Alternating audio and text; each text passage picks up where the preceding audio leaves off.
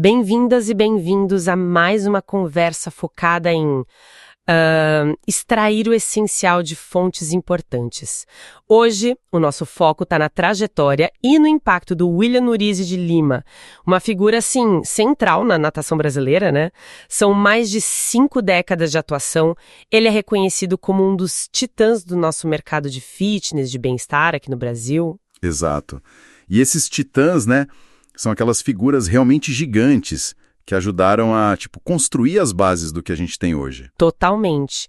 E a nossa fonte principal aqui é um trecho, especificamente o capítulo 31, do livro O Legado dos Titãs, os gigantes do mercado fitness, bem-estar e educação física no Brasil. A autora é a Mary Inês Pereira, ela é especialista em neurobusiness, que é basicamente aplicar, neurociência para entender negócios, desenvolvimento humano, e tem uma bagagem, olha, de mais de 40 anos no setor. É super importante dar esse crédito para ela e para a obra. Fundamental. E a missão da nossa conversa hoje é entender como o William, hoje com 74 anos, foi muito além de ser só um treinador. Ele virou um pensador mesmo, alguém que juntou mente, fisiologia, movimento, de um jeito que talvez meio quieto para o grande público, mas de forma muito profunda ajudou a redesenhar a natação por aqui. Um trabalho de bastidor, mas com impacto enorme, né? Exato. Bom, vamos mergulhar nisso então. O começo de tudo é bem peculiar, vamos dizer. Lá em Mogi das Cruzes, imagina só, ele passou 10 anos, desde os 8 anos de idade, treinando em água fria. 10 anos? Nossa! E a motivação inicial, olha que curioso, nem foi a paixão pela natação. Foi a necessidade mesmo de achar uma atividade para o irmão mais velho, que tinha asma. E ele mesmo admite com muita honestidade que nunca foi um atleta assim de destaque, sabe? Nunca foi um nadador de expressão, ele diz. O melhor resultado dele foi em 3º lugar no estadual. E essa origem, né? Essa dureza da água fria por uma década e também essa falta de resultados super brilhantes como atleta. Parece que foi ali que ele forjou a resiliência dele, sabe? Ele aprendeu na prática a diferença entre ter aptidão, talento e ter disciplina. Aquela coisa do dia a dia. Sim. Superar o frio, os próprios limites, talvez a frustração de não ser o campeão. Isso, sem dúvida, foi uma lição e tanto sobre motivação interna. Aquela que vem de dentro mesmo, né? Uhum. E é interessante como ele valoriza as figuras de liderança que o marcaram. Mestre, chefe escoteiro, o treinador Fernando Sorag, um sargento, mostra que ele já tinha essa capacidade desde cedo de absorver exemplos, né? É verdade. E falando em lições, tem uma fundamental que veio do pai dele, que era professor. O pai disse, olha, eu não entendo nada de natação, mas entendo de aula. Procure sempre motivar os seus alunos. Que conselho, hein? E isso ficou com ele. Tanto que, com 16 anos apenas, ele já estava lá na beira da piscina gelada, dando aula para 30 crianças. E ele conta que o sucesso ali não era nem a técnica perfeita. Era a presença, né? Era a frequência. Ele dizia, eles não faltavam.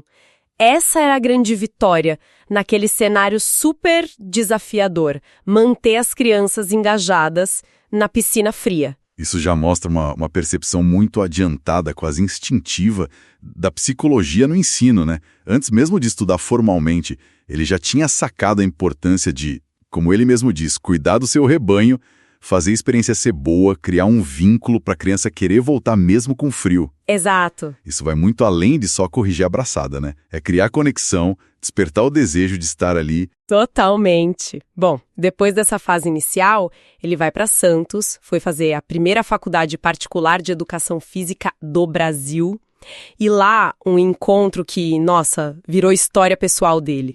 Teve ninguém menos que Pelé como colega de turma. Caramba, o Pelé. O próprio.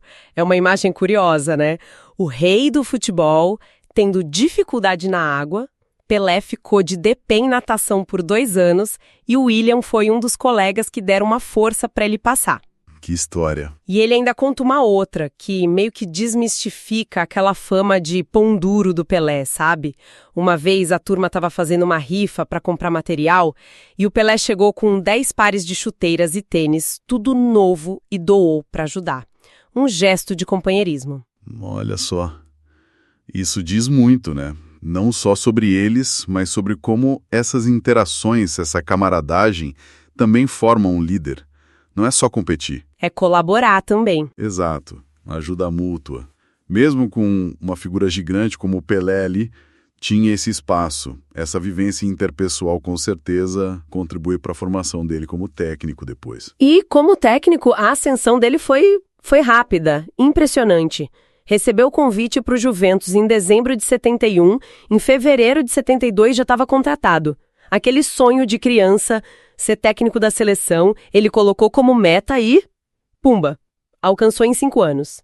Foi para Lima, no Peru, em 77, como técnico da seleção brasileira. Em 5 anos, que velocidade! Teve uma passagem importante pelo Pinheiros também, mas acabou sendo demitido em 84. O motivo, segundo ele, era competitivo demais para o gosto da diretoria da época, que ele achava meio acomodada. Competitivo demais.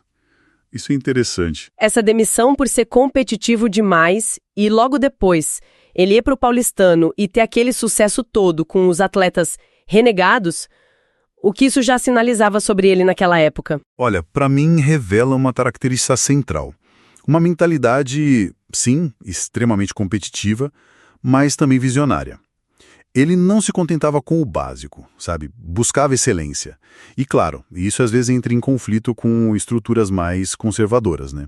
Que não gostam muito de risco. Sim, faz sentido. Mas essa mesma característica levou ele a resultados incríveis. O episódio do Paulistano é perfeito para ilustrar isso. Pegar atletas dispensados, os tais renegados, e levar eles a serem campeões em todas as categorias. Isso mostra um olhar muito aguçado para identificar potencial onde ninguém mais via, né? E uma capacidade gigante de motivar, de extrair o melhor de cada um. Ele não aceitava limites impostos de fora. Depois ainda passou pelo Corinthians, outros grandes clubes. Mas talvez a grande virada na carreira dele, a mais profunda mesmo, não foi uma troca de clube. Foi uma mudança interna, uma percepção crítica sobre a própria área. Ele sentia que a educação física da época era, nas palavras dele, paleolítica. Muito focada na prática pela prática, sabe? Pouca ciência, pouca metodologia. Muita repetição, né? Isso, o conhecimento era passado quase que de boca de treinador para treinador. Essa insatisfação levou ele a uma decisão ousada para a época. Em março de 74, ele começou a cursar psicologia. E aí que a coisa muda de figura completamente. Essa busca pela psicologia foi um divisor de águas total para ele. Não foi um desvio. Foi a peça que faltava no quebra-cabeça dele. Essa integração que ele começou a defender o tripé, movimento, fisiologia e psicologia, nossa, será muito inovador para o esporte brasileiro naquela época. Sim, muito à frente do tempo. Fez dele um treinador fora de época, como o texto diz. Ele não queria só polir a técnica ou a resistência. Queria entender a cabeça do atleta, o que motivava, o que bloqueava. Queria decifrar o ser humano ali. E ele colocou isso em prática rapidinho. Começou a usar técnicas que eram novidade total na natação brasileira. Visualização, dinâmicas de grupo, até teatro. Até teatro para trabalhar expressão, confiança. Teatro, que interessante. Sim, tem uma história ótima sobre isso, de 98, na Copa Latina em Lisboa. Antes de uma final importante, dentro do ônibus, ele fez um exercício de visualização com a equipe. E no final, botou para tocar o tema da vitória do Ayrton Senna. Aí o principal nadador da equipe, talvez tenso, sei lá, soltou uma ironia. Pô, professor, você botou a música de um cara que morreu. O William ouviu, ficou quieto. E aí? Horas depois, após a prova, esse mesmo nadador fez o melhor tempo da vida dele. Procurou o William e pediu desculpas. Professor, tudo aquilo que o senhor visualizou lá no ônibus, eu senti acontecer na prova. Reconheceu na hora a força da visualização. Que relato. Fantástico. Mostra a aplicação prática e o resultado ali na hora.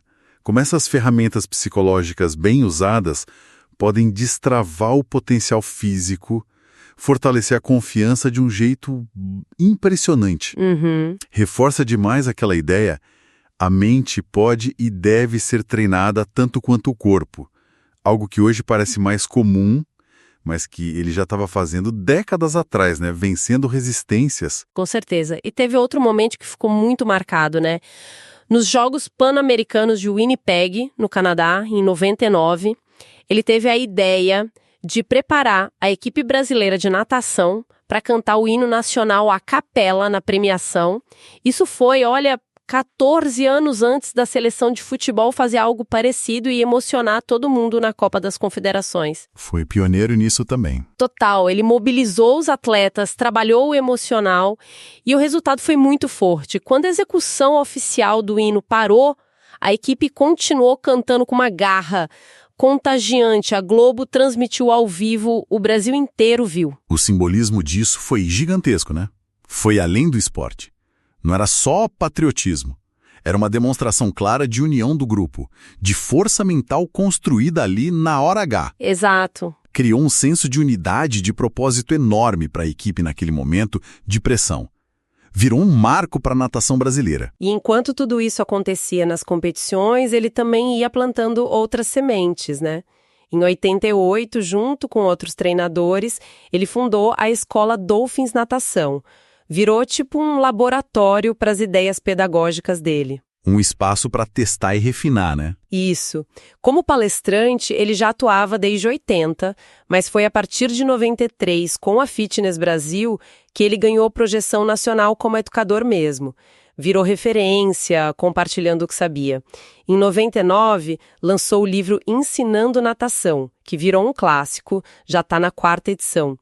E o reconhecimento intelectual se consolidou em 2002, quando ele foi convidado para revisar a tradução brasileira do livro do Platanov, um gigante do treinamento mundial. Um ponto muito importante aí é essa generosidade intelectual dele, né? Ele não guardou conhecimento só para ele ou para as equipes dele. Verdade. Ele fez questão de espalhar, de compartilhar em palestras, cursos, livros. Entendeu cedo que o legado não se faz só com medalha, mas formando outros profissionais, elevando o nível da área. Isso ampliou demais o impacto dele. E depois de se aposentar como treinador de alto rendimento, em 2001, começou um capítulo novo e super relevante em 2002. O Gustavo Borges, um ícone nosso, procurou ele com um desafio. Ah, parceria com o Gustavo. Exato. Desenvolveu uma metodologia de ensino para a rede de academias que o Gustavo estava montando. A inspiração veio de uma pergunta simples, mas crucial, de uma mãe para o Gustavo. Meu filho tem 3 anos. Em quantas aulas ele aprende a nadar? Uma pergunta que todo pai e mãe deve fazer, né? Com certeza. E a resposta que o William ajudou a construir foi conceitual e mudou tudo. Gustavo, qual é o conceito de aprender a nadar? Para nós, é a criança flutuar e se deslocar sem auxílio. Se ela fizer isso na primeira aula, conceitualmente, ela já sabe nadar. Que sacada. Mudar o foco da pergunta, né? Totalmente. Essa clareza conceitual foi a base para criar a metodologia Gustavo Borges, a MGB. Eles trabalharam juntos e desde 2004 o William é oficialmente o mentor da metodologia. E é incrível pensar como aquela resposta, aquela definição conceitual sobre saber nadar destravou um sistema tão robusto e disseminado hoje, né? Sim, transformou uma filosofia em algo prático, replicável em larga escala.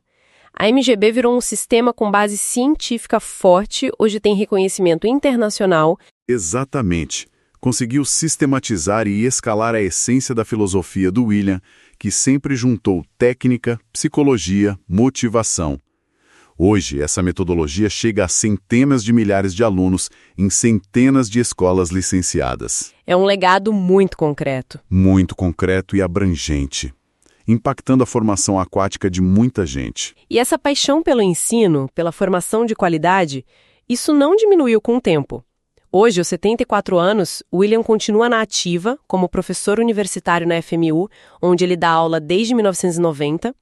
Ele mantém uma visão crítica sobre alguns rumos da educação física, lamenta que às vezes se perdeu o que ele chama de a experiência do suor, aquela vivência prática intensa. A conexão com a prática real, né? Exato. E ele sempre volta àquela filosofia central que vem lá do começo. O professor tem que ser encantador. Se ele não for encantador, ele não vai conseguir reter seus alunos. É impressionante essa coerência ao longo de tantas décadas. Essa busca constante pela qualidade no ensino, por encantar o aluno. Isso conecta toda a trajetória dele. Começa lá com o conselho do pai, passa pela piscina fria com as crianças, permeia toda a carreira de treinador e chega até hoje como professor e mentora. A essência do trabalho dele sempre esteve aí. Ir além da técnica, tocar o aluno, motivar de verdade. É um propósito de vida admirável mesmo. Então, o que fica pra gente dessa história toda? Fica essa imagem do William Urize de Lima como... Nossa, muito mais que um técnico campeão. Ele foi um inovador que teve a coragem de trazer a psicologia para a linha de frente do esporte numa época em que isso era raro. Foi um educador incansável que dividiu o que sabia e ajudou a formar gerações. E um estrategista também, né? Sim, um estrategista que criou e ajudou a espalhar métodos que deixaram uma marca profunda e duradoura na natação e na educação física brasileira. Alguém que realmente pensou o esporte e o ensino de um jeito diferente. Perfeito. E talvez as lições mais fortes que a gente pode tirar da jornada dele e que valem para qualquer área sejam, primeiro, a coragem de buscar conhecimento fora da sua caixinha, como ele fez com a psicologia. Sim. Segundo, a capacidade de transformar esse conhecimento em ação prática, que gera impacto real, como as técnicas de visualização ou a MGB. E, por fim, essa compreensão de que a conexão humana, o encantamento, é fundamental para qualquer processo de ensino ou liderança. Boa! A reflexão final que eu deixaria é, pensando em como ele integrou corpo, mente e motivação, desde superar o frio até decifrar a mente dos campeões, como a gente pode aplicar essa integração para potencializar nosso próprio aprendizado e desempenho? E o que significa, no nosso campo, ser esse profissional encantador que não só entrega conteúdo, mas que inspira, motiva e conecta de verdade. Excelentes pontos para a gente pensar e reforçamos mais uma vez o crédito à fonte desta análise. O capítulo 31 do livro O Legado dos Titãs, os gigantes do mercado fitness, bem-estar e educação física no Brasil, da autora Marinês Pareira. E para quem se interessou e que acompanha mais de perto as ideias e o trabalho do William Urize de Lima, o contato dele no Instagram é @aquático.